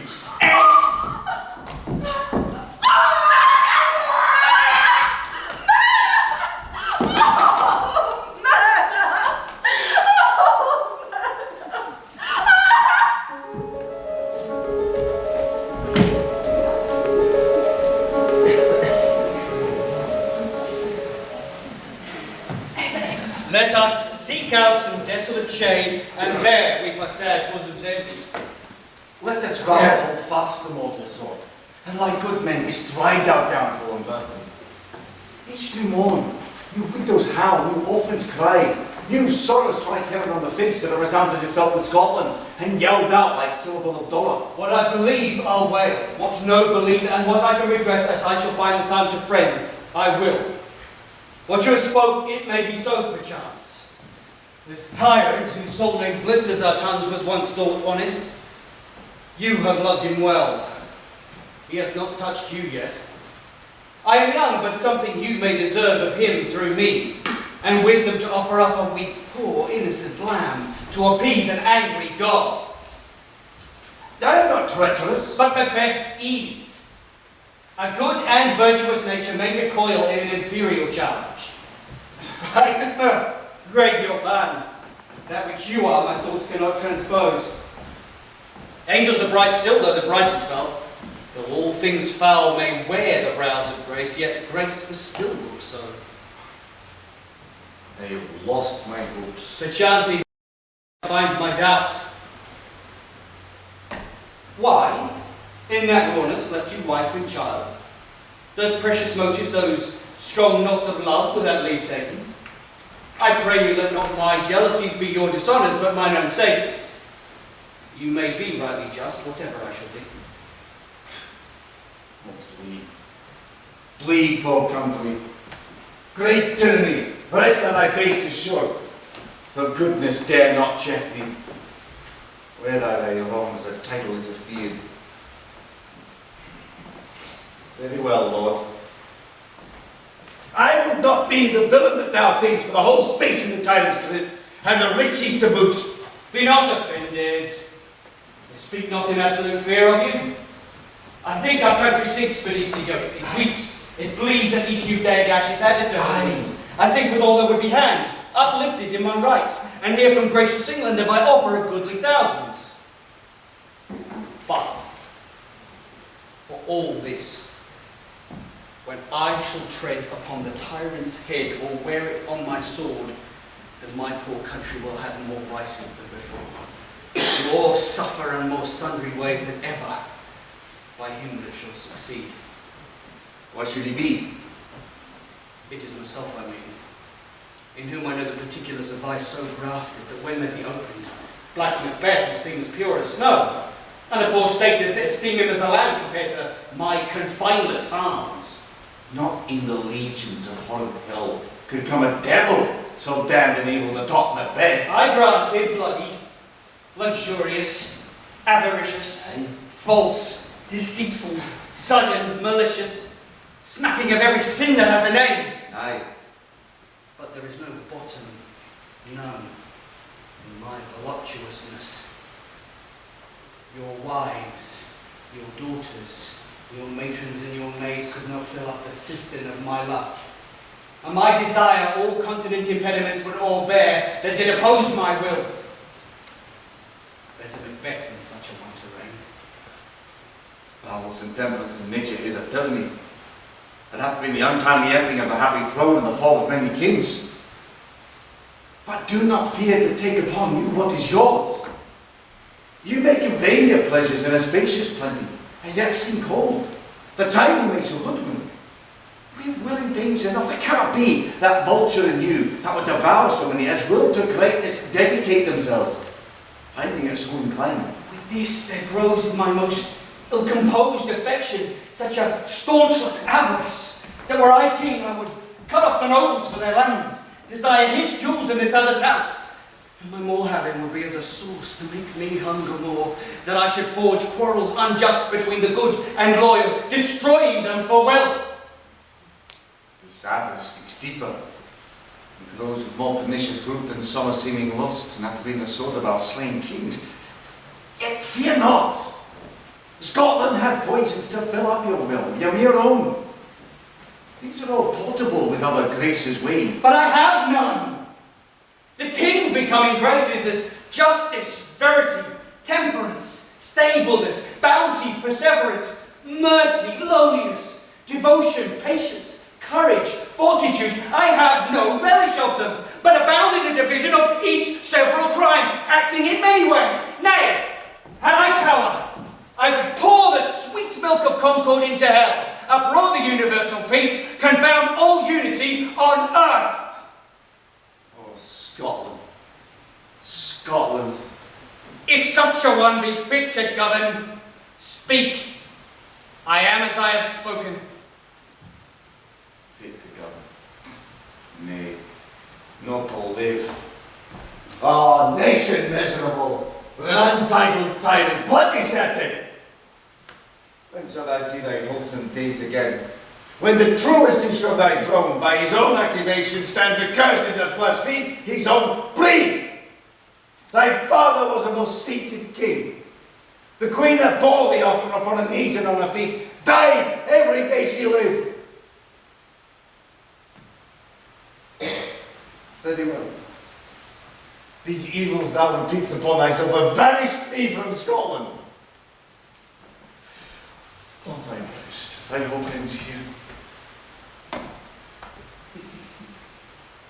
Macduff, this noble passion, child of integrity, hath from my soul wiped the black scruples, reconciled my thoughts to thy good truth and honour. Devilish Macbeth by many of these trains has sought to win me into his power, and a modest wisdom plucks me from more credulous haste. But God above, deal between thee and me. For even now do I put myself to thy direction, and unspeak mine own detraction. Here abjure all the taints and blames I laid upon myself, for strangers to my nature. I am yet unknown to whom, never was forsworn, scarcely have coveted what was mine own, and no time broke my faith, would not betray the devil to his fellow, and delight no less in truth than life. My first false speaking was this against myself. What I am, truly, is thine, and my poor country's command. Whither indeed before thy hero approach, old seaward in 10,000 men, already as a point was setting forth. Now, we'll go together, and our chance of goodness be like our warranted quarrel. Why are you silent? Such welcome and unwelcome things at once. It is hard to reconcile. See who comes here. My countryman, yet I know not. My own gentle cousin. Welcome hither. I know it now. Good God, betimes remove the means that make us strangers. Sir, amen. Stand Scotland when it did. Alas, poor country. Almost afraid to know itself. It cannot be called our mother but our grave, where nothing but who knows nothing is once seen to smile, where sighs and groans and shrieks that rend the air are made, not mild, and violent sorrow seems a modern ecstasy.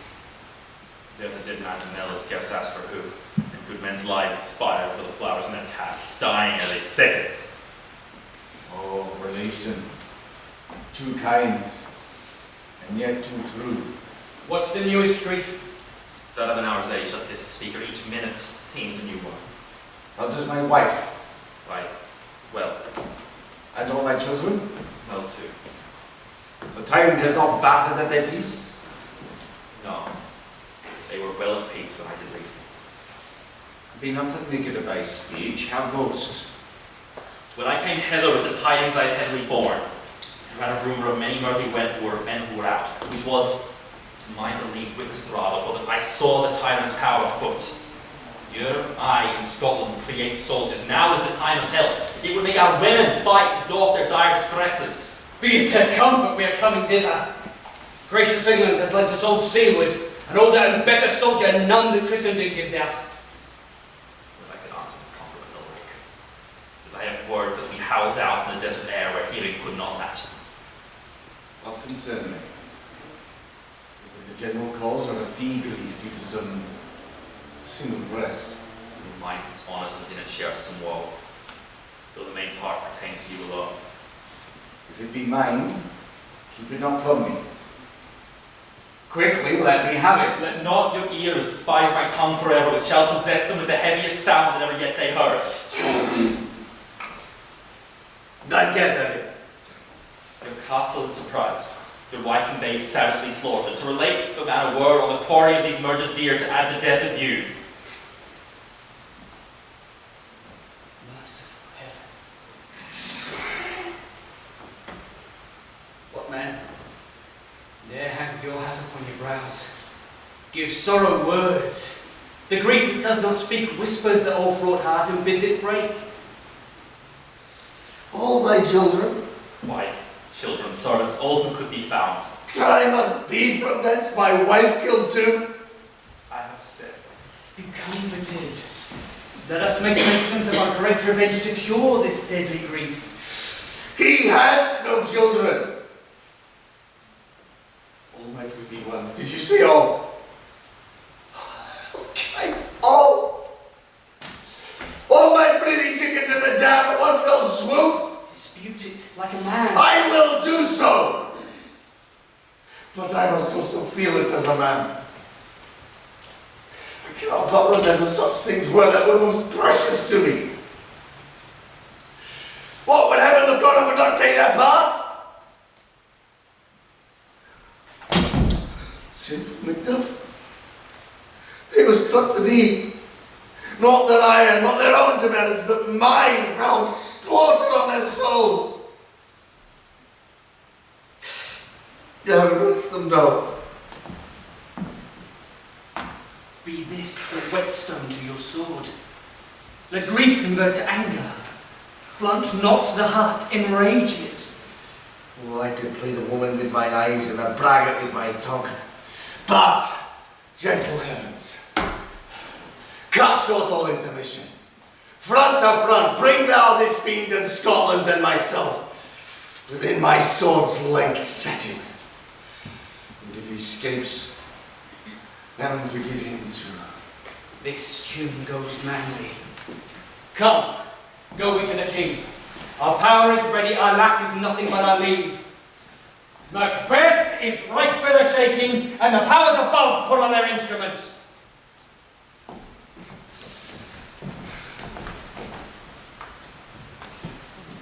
Receive what cheer you may. The night is long that never finds the day.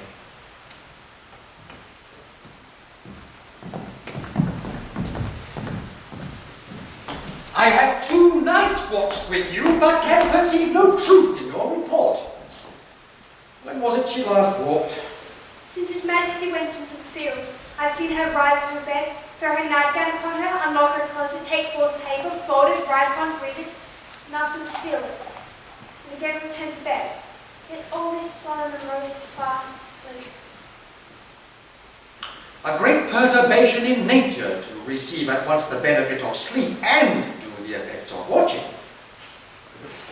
In this slumbery agitation, besides her walking and other actual performances, what, at any time, have you heard her say? That so which I'll not report after her. You may to me, and 'tis most meet you should. Neither to you nor to anyone, having no witness to confirm my escape. Blood, here she comes.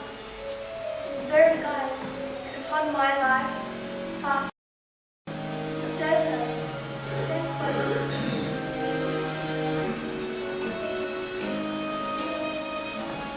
How came she by that light? Why stood by her? She has light by her continually. She's her command. You see, her eyes are open. Aye, but their sense is shut. What is it she does now? Look how she rubs her hands. It's an accustomed action with her, seen thus washing her hands. I've known her continue this in a quarter of an hour. Yet, here's a spot. Hark, she speaks. I will set down what comes from her to satisfy my remembrance the more strongly. Spot out, I see. Why then, it's time to do it.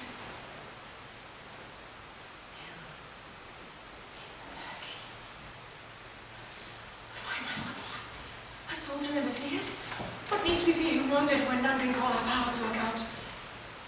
Yet who would have thought the old woman to have had so much blood in her? Mark that. The thing if I had a wife, where is she now? What? Will these hands now be clean? No more of that, my lord, no more of that. You mar all with this starting. Go to, you have known what you should not. She has spoken what she should not. I'm sure of that. Heaven knows what she has known. Yes, the smell of the blood still. All the perfumes of Arabia. Not sweet in this little act.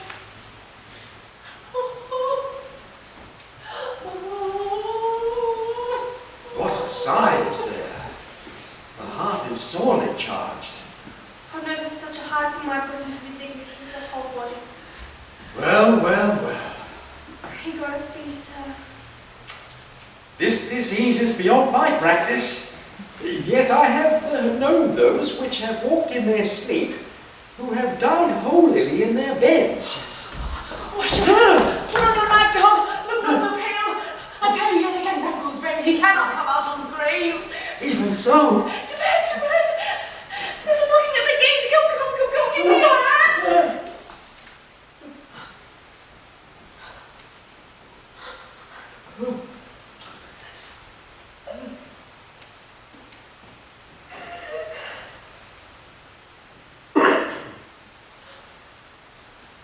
What's done cannot be undone.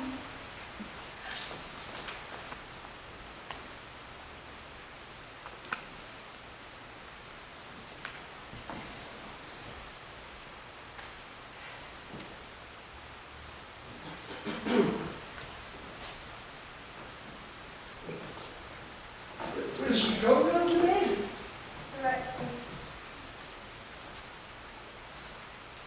Foul whisperings are abroad. Unnatural deeds do breed unnatural troubles. Infected minds to their deaf heroes will discharge their secrets. More needs she the divine than the physician. God, forgive us all. Look after her. Remove from her the means of all annoyance, and still keep eyes upon her. So, good night.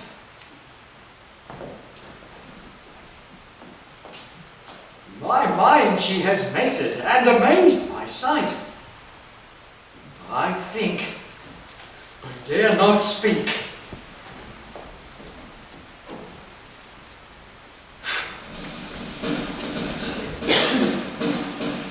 The English power is near, but on my Malcolm is on the seaward of the good Macbeth.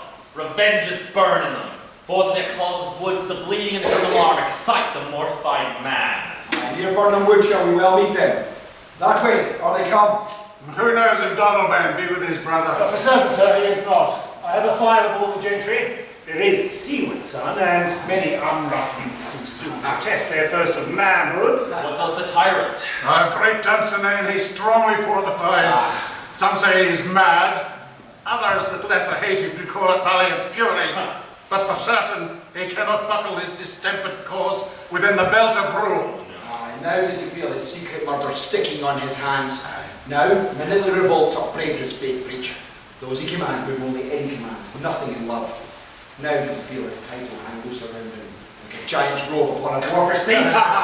Who then can blame his pestilent senses to recoil and start, when all that is within him does condemn itself for being there? Go march we on, and give obedience where it is truly owed. Make me the medicine of the sickly wheel. Valiant Malcolm. And with him pour we in our country's purge, each drop of us. Nor as much as it needs to dew the sovereign flower, and drown the weeds. Make we our march towards Burnham. Bring me no more reports. Let them fly all. Till Burnham would remove to Dunsinane I cannot take with fear. What's the boy Malcolm? Was he not born of woman? The spirits that know all mortal consequence have pronounced me thus. Fear not, Macbeth. No man that's born of woman shall e'er have power upon thee. Then fly, false thanes, and mingle with the English epicures. The heart I sway by and the mind I bear shall never sag with doubt nor shake with fear. The devil damn thee black, thou cream-faced loon! Where got thou that goose look? There is 10,000. Geese, villain! Soldiers, sir. Go prick thy face, and overread thy fear, thou lily-livered girl! What soldiers patch? Death of my soul, these linen cheeks of thine are counsellors to fear. What soldiers wayface? The English force, so please Oh, me. take thy face hence! Satan! Sick at heart when I behold Satan, I say! This push will cheer me ever or disseat me now. I've lived long enough.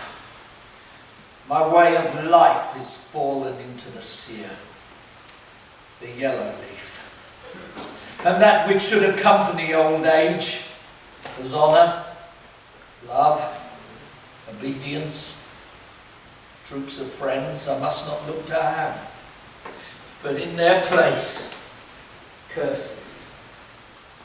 Not loud, but deep. Mouth honour, breath which the poor heart would fain deny but dare not. Caesar!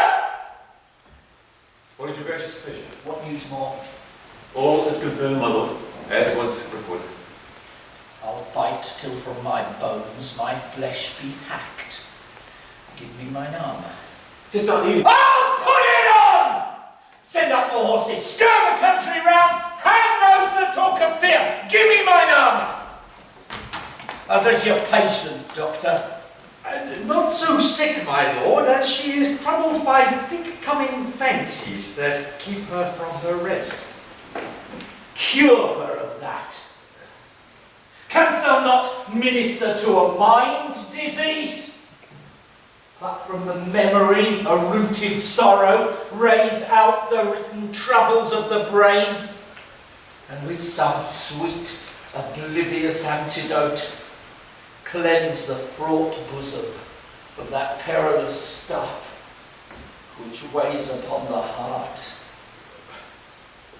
Therein the patient must minister to himself. Physic to the dogs. Oh, none of it. Come! Put my armour on! Give me my staff! Seaton, send out! Doctor, the thanes fly from me. Come, sir! Dispatch! If thou couldst, doctor, cast the waters of my land, find her degree, and purge it to a sound and pristine health, I would applaud thee to the very echo that should applaud again. Pull it off, I say!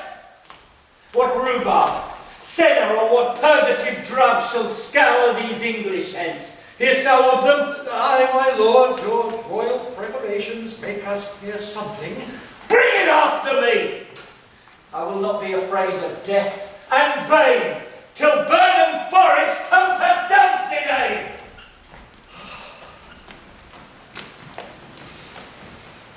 Were I from Dunsinane away and clear, profit again should not draw me here.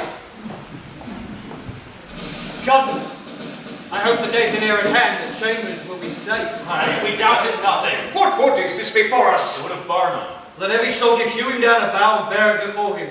Thereby shall we shadow the number of our host and make discovery err in report of us. It shall be done. We know no other but the confident tyrant keeps staying in Dunsinane and will endure our setting down before it. 'Tis his main hope, for where there is advantage to be given, both more and less have given in the revolt, and none serve with him but constrained things whose hearts are absent too. Let our just senses attend the true event, and put we on industrious soldiership. The time approaches! Will with due decision make us know what we shall say we have and what we owe. Thoughts speculative, their unsure hopes relate, but certainly some strokes must havenate, advance the law! Burn out our banners on the outward walls! The cry is still they come. Our castle strength will laugh a siege to scorn. There let them lie, till famine and the ague eat them up. Were they not forced with those that should be ours, we might have met them beard to beard, and beat them backward home. What is that noise? It is the cry of women, my lord. The time has been my senses would have cooled to hear a night shriek. My fellow hair would at a dismal treatise rouse and stir as life rent. I've supped full with horrors, direness familiar to my slaughterous thoughts. Cannot one start? Wherefore was that cry? The Queen, my lord, is dead.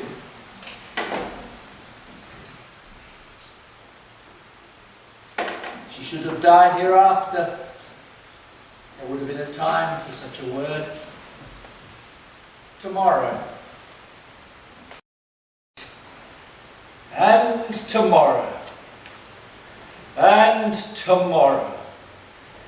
creeps in this petty pace from day to day to the last syllable of recorded time. And all our yesterdays of lighted fools that wait a dusty death. Out, grief candle. Life's but a walking shadow, a poor player that struts and frets his hour upon the stage and then is heard no more. It is a tale told by an idiot, full of sound and fury, signifying nothing. Thou comest to use thy tongue, thy story quickly. Gracious my lord, I should report that which I say I saw, but know not how to do it. Well say, sir. As I did stand my watch upon the hill, I looked towards Burnham and anon methought the wood began to move. Liar! And slave! Livy and Julia rather be not so. Within 3 miles may you see it coming. I say, a moving grove. No! If thou speaks false, upon the next tree shalt thou hang alive till famine cling thee. If thy speech be sooth, I care not if thou dost for me as much. I pull in resolution, and begin to doubt the equivocation of the fiend that lies like truth. Fear not till Burnham Wood did come to Dunsinane, now a wood comes toward Dunsinane. Out! If that which she avouches does appear, there is no flying heads nor tarrying here. I begin to be a-weary of the sun, and wish the estate of the world were now undone. Ring the alarm bell! Blow wind! Come rack! At least we'll die with harness on our back! Now, near enough. Your leafy screens throw down and show like those you are. You, worthy uncle, shall with my cousin, your right noble son, lead our first battle. Worthy Macduff, we shall take upon what else remains to do, according to our order. Very well. Do we but find the tyrant's power tonight? Let us be content if we cannot fight! Make all the trumpets speak. Give them all breath. Those clamorous harbingers of blood and death!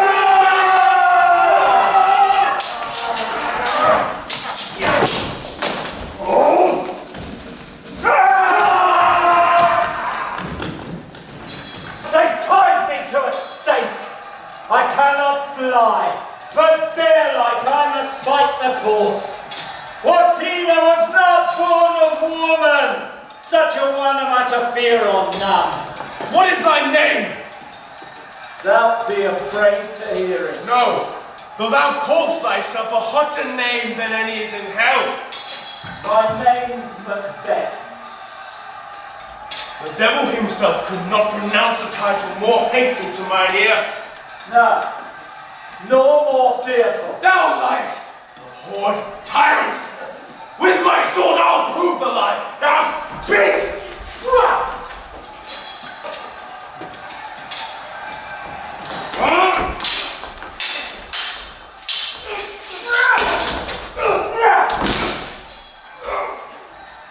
Thou wast born a woman,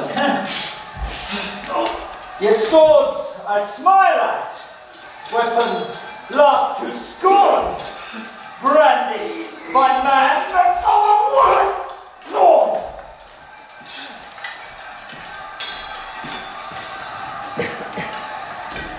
Your seat. Angus, thickness. Flails the sword.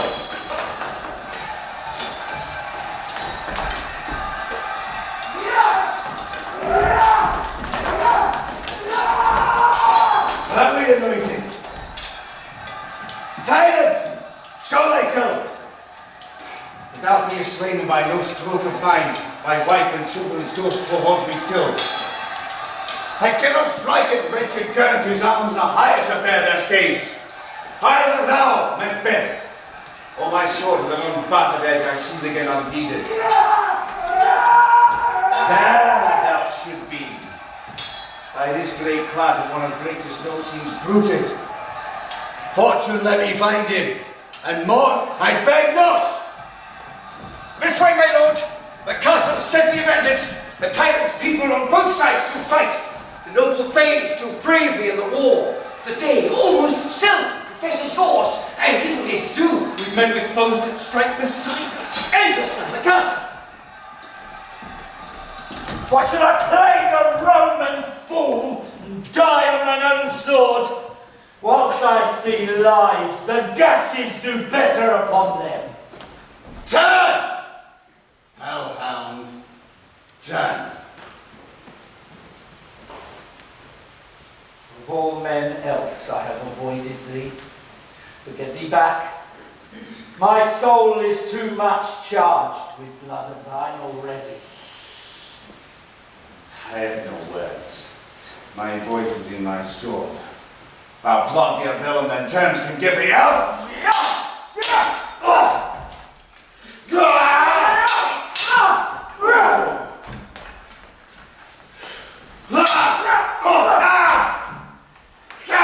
Thou losest labour.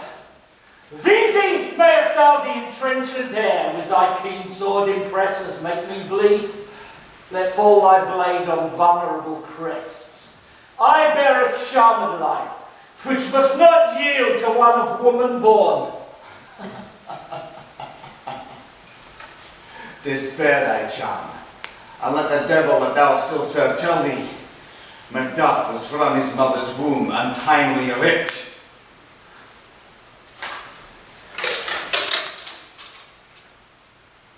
Cursed be the tongue that tells me so, for it hath cowed my better part of man. And be these juggling fiends no more believed, that palter with us in a double sense, that keep the word of promise to our ear, and break it to our hope. I'll not fight with thee. Then yield thee, coward, and let the bitter show and games of the time. We'll have thee as our early monsters are, painted on a pole, and under it, here, may you see the tyrants.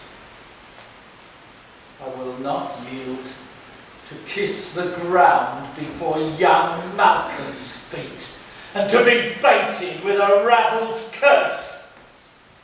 Though Burnham would be come to Dunsinane, and thou opposed being of no woman born, yet will I try the last. Before my body I throw my warlike shield.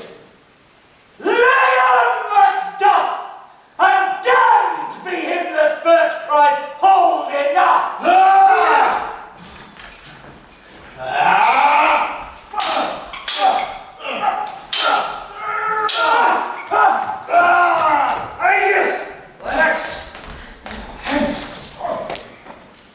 And would the friends we miss wish they arrived? Some must go off, and yet by these I see, so great a day as this is cheaply bought. Macduff is missing, and your noble son. Your son, my lord, has paid a soldier's debt. He only lived but till he was a man, which no sooner had his prowess confirmed in the unflinching station in which he fought, but like a man he died. Then he's dead. Aye, and carried off the field. The cause of your grief must not be measured by his worth, for that hath no end.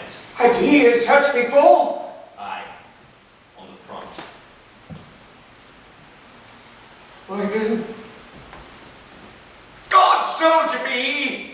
Had I as many sons as I have heirs, I would not wish them to a fairer death. And so his knell is knolled. He's worth more sorrow, and that I'll spend for him. He's worth no more. They say he parted well and paid his score. And so, God be with him. Here comes newer comfort. Hail, King, for so thou art. Behold, where falls the usurper's castled head. The time is free. I see thee compassed by thy kingdom's pearl, who speak my salutation in their minds, whose voices I desire aloud with mine. Hail, King of Scotland! Hail, King of Scotland! We shall not spend our large expense of time before we reckon with your several loves and make it even with you. What needful else calls upon us, by the grace of grace, we shall perform in measure, time, and place. So thanks to all at once, and to each one, whom we invite to see us crowned